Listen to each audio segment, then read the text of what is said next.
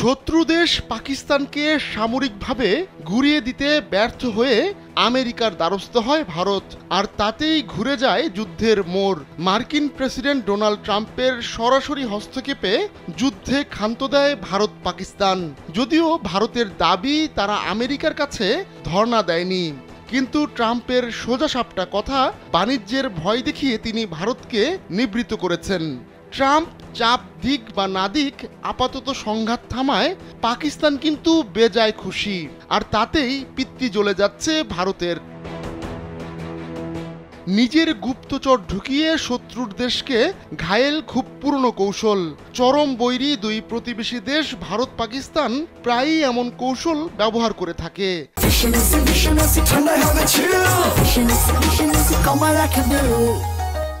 তবে এবার আরো বড় পরিকল্পনা নিয়ে এগোচ্ছে ভারত।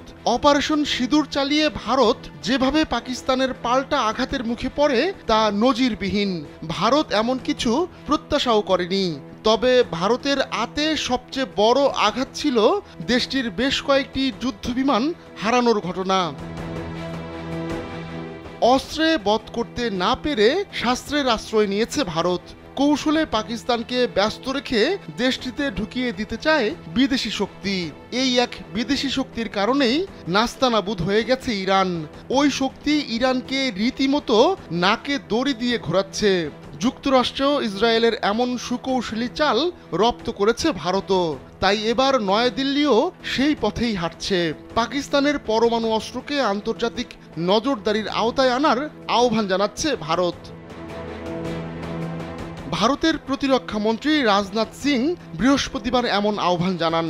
পাকিস্তানের মতো দুর্বৃত্ত রাষ্ট্রের পরমাণু অস্ত্রের ওপর নজর রাখতে তাই আন্তর্জাতিক পরমাণু শক্তি সংস্থা IAEA এর দ্বারস্থ হয়েছে ভারত। দেশটি বলছে পাকিস্তানের মতো দেশের হাতে এ ধরনের অস্ত্র নিরাপদ নয়।